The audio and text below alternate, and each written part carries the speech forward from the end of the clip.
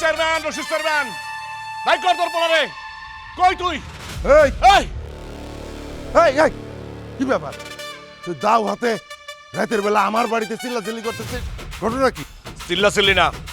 তোর পোলা হালিমরে ডাক কইতেছে ওরে আমি আজকে কোপায়া মাইরে ফেলামু ডাক মুফিজ এই তুই দাও নিয়ে আসছিস কেন তোরাতে হ্যাঁ এই তুই কি আমাকে রাইতে মাইরা ফেলবি বলে দাও নিয়ে আইছস না আপনাকে মারুম না আপনার পোলারে হাতের কাছে পাইলে ওরে আমি এই দাও দিয়া কোপাইয়া একদম টুকরা টুকরা করে ফেলাবো ওই কি করছে জানেন কি করছে কো ও ও আমার চুলেখারে ইজ্জত নষ্ট করছো এই কেমন কথা এটা এই সমস্ত আজেবাজে কথা কবি না আরে আমার বলে তো বাড়িতেই নাই সেই গেছে তার খালার বাড়িতে দেখ মফিজ তোর ব্যবসা বাণিজ্য যে খুব খারাপ যাইতেছে এটা কিন্তু আমি জানি তাই বলা তুই আমারে তোরে বাইরে চকোলেটে ডুবিয়ে ভীষণ মজা গোলমাল চকোলেট জাদু মাখা স্বাদ লাভ করবি ব্যবসা করবি এটা কিন্তু ভুল হইতেছে রাখ তোর ব্যবসার গোষ্ঠী গেলে ব্যবসার কথা কস না পোলার সাফাই কইতেছস তোর পোলারে ডাক ওরে আমি মুফিজ আমার পোলা বাড়িতে নয় খালা বাড়িতে গেছে তুই কিন্তু খামাখা রাত করে আইসে জামা করে মিথ্যা কথাটা ফাঁসে বেসাইতে মাথা ঠান্ডা ও বুঝা পারছি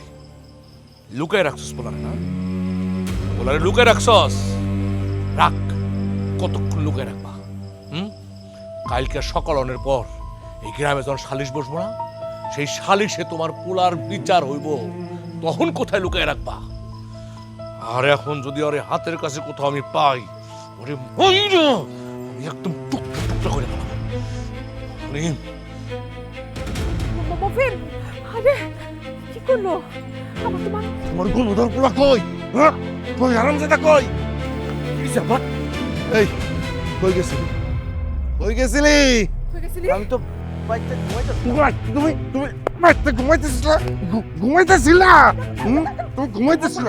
ঘুমাইতেছিলা কিসে এই দেখো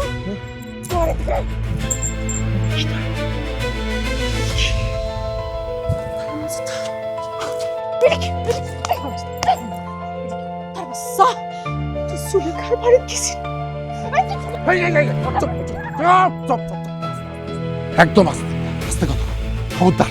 সবাই জানাজানি হয়ে যাবো সকালবেলায় ঘুম থেকে সূর্য ওঠার আগে তোর খালার বাড়িতে চলে যাবি হায় হায় রে